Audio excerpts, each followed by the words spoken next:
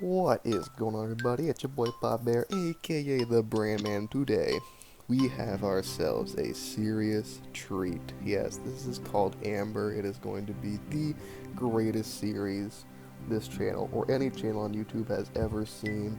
I'm not entirely sure what it's about, but we're going to go through and play this game. Don't know if this is going to be a series or a one-time thing. I might know how long this game lasts, but we are going to have a good time. So let's dive right in. Alright. It was 7 p.m. on that beautiful yet cold autumn day. The wind shook the frail trees as branches across the street. Wait. Okay, Tristan Mallory made his slow, tired way. A whirlwind of leaves caught his attention, and he stopped to contemplate them for a few minutes. A spray of colors danced around him, fragments of red, orange, yellow spread at random, forming a mosaic that stretched on for as far as the eye could see. A rush of beauty in that gray and fuming city, that noisy metropolis that was constantly exhaling pollution. This Chinese man is a poet. Oh, here's our boy. What was his name? Mallory? Coming back to his senses, the 30-year-old man shook his head. Now wasn't the time to be daydreaming. He had to go home. The long day already weighed on his shoulders, but if he was completely honest, work wasn't the most tiring thing in his life. After all, an honest, well-paid job was somewhat of a luxury these days. Like any model employee, he conscientiously accomplished the tasks handed to him. No more, no less. No, what was really destroying him was a completely different form of fatigue, an appalling and crushing solitude that had been shadowing him for years, ever since his wife were cut off. The light twinkling of the front door opening brought him back to the earth. He was already at his flat. A sad and silent living room was waiting for him. A shiver traveled down his spine as he entered the room. Driven by an almost desperate urge, he didn't even bother hanging up his coat before slamming open all of the doors in his flat, one after the other. Okay, our boy's kind of a fucking psychopath, not gonna lie. Back in the story. Each time the same emptiness entered his pleas, he felt a rising dread within. His last hope, the last door, the forbidden room beyond. It's probably his dead wife. He opened it slightly and peeked inside. Of course, there was no one inside, because his wife is dead. He fell heavily onto the sofa. The crushing solitude came back in full force, crushing him again and again, wounding his face with invisible cuts. The cuts of time. It was happening again. All of a sudden, Tristan Mallory felt immensely exhausted. He held his head in his hands, staring at the floor for a long time. After what felt like an eternity, he abruptly got to his feet. He gathered all of the framed pictures on display and stowed them away in a closet. The memories needed to be out of sight, because his wife is dead. When he was sure there were no more pictures sticking out, Tristan put his coat back on and rushed outside. It was chilly and a bit dark, but there was still enough light to see clearly. It was the ideal time to take a walk. At least, that's what he once might have thought. As he hurried along the sidewalk, Tristan was anything but relaxed. He walked around the places that were most familiar to him, looking for a serenity that seemed to be definitively out of reach. While passing a park near his home, he suddenly heard a high-pitched, almost inaudible plea. His heart jumped and stopped. Oh my god, there she is. She's beautiful. I'm assuming that's Amber, our protagonist. What a hot tamale. JK, she's 5. In the dim light of the setting sun, he made out the silhouette of a little girl sitting on a swing with her head bowed. Tears were rolling down her cheeks. Afraid of startling her, he approached slowly and took a closer look. Her clothes were crumpled. She had neither a coat nor a scarf, and she bore various scratches, as if she had been in a fight. The park was completely deserted, and she seemed to have been there for a while. For a second, Tristan Mallory felt the temptation to abandon her there, to leave her to her fate, but very quickly he mentally chastised himself. He couldn't do that.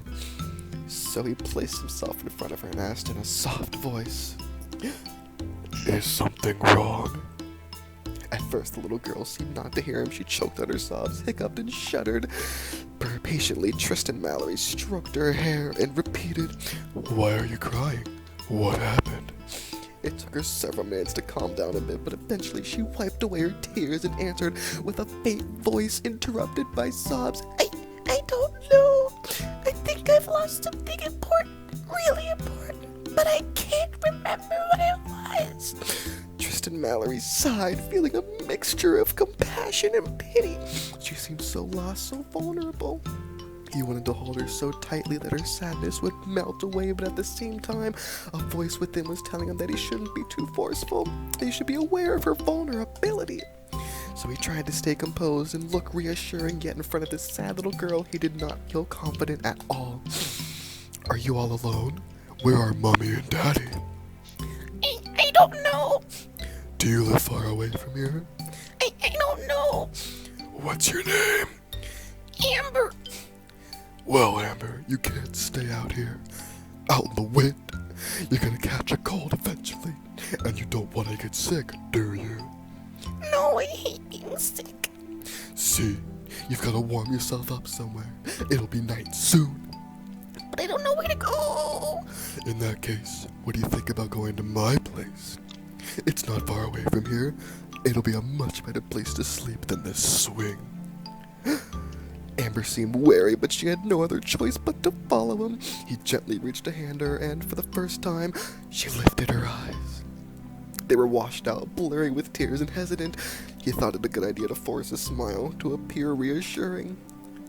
Even with the fatigue, Tristan Mallory showed the most convincing smile he could and took her hand, so fine, so frail, to help her get to her feet. The young girl's steps were wobbly and weak. She had probably not eaten all day long. Carefully, he led her to his place while making sure she wouldn't trip. The man removed his coat and shut the front door behind them. "Make yourself at home. I'll cook you something." Passing through the kitchen, he turned on the light in the living room so that his flat would look less gloomy. While searching his fridge for a potential meal, he periodically stole several glances over the counter. In the living room, Amber was still walking around, a bit wild, still on the defensive. She explored this new environment by looking around, admiring the ornaments. Unfortunately, she didn't find much to pique her interest. It was a bland house, almost too bland. There were no clues about its occupants' lives. Taking advantage of Tristan's being distracted by a packet of noodles, she escaped to the hallway to find the bathroom. She found it quickly enough, but before returning to the hallway, she noticed that all the doors were wide open, except for one. Strangely, before she even had time to think about it, she was drawn to that doorway. Intrigued, Amber felt magnetically attracted by this slightly open door. Just one peek was all she wanted, but she struggled to see anything through the crack. Was this Bluebeard's cabinet? A frightening tomb where Tristan Mallory stored the corpses of his former wives? The little girl pushed the door open, entered the room, and switched the lights on. It was a bedroom, filled with plush toys and soft cushions. "Oh, I bet this isn't his wife's room. I bet this is his little daughter. Then she died. Oh, fuck, that's got his head." Okay, going on. A big bed was proudly displayed in the center of the room, accompanied by a pretty dressing table to one side. The walls were painted to look like a bright blue sky. The storage furniture, coordinated with the sweet colors of trinkets, was overflowing with mysteries. On the nightstand, she could catch a glimpse of a nightlight shaped as a cute mascot. There was a fairy-like ambience about this strange room, to the extent that Amber couldn't repress a little exclamation of surprise. Closing the door so that the 30-year-old wouldn't discover her hiding spot, she stretched out in the colorful bed, rolled into a ball, jumped about, and snuck under the bed sheets. Inexplicably, she felt at ease in this room, worthy of a princess. It seemed to have been built for her, to correspond to her every fantasy. She then approached a big teddy bear which was tempting her. She grabbed it immediately, hugged it, and covered it with kisses. Her pale face was illuminated by a wide, pure, innocent smile, a child's smile. Meanwhile, in the kitchen, Tristan had finished cooking the noodles and was about to serve the meal when he noticed the absence of the little girl. Slightly worried, he called for her. "Amber? Amber, are you here?" Nervous, he looked for her in all the rooms, checking first to see if she was in the bathroom. He searched everywhere in the house until there were only The front door makes a lot of noise when it's open. Oh wait, the front door makes a lot of noise when it's open, so I wouldn't have heard if she'd left. Could she actually be in there already? With a contrite sigh, he headed towards the fully lit forbidden room and discovered Amber playing with stuffed animals. And ladies and gentlemen, we're going to wrap it up here on our first episode of the Dialogue of Anime, Amber, the Touching Tale. Be sure to tune in next time to find out what happens. Will Tristan be mad? Will he take her in as his daughter? Only time will tell. Thank you for tuning in. Here's a slurp to get you through your day.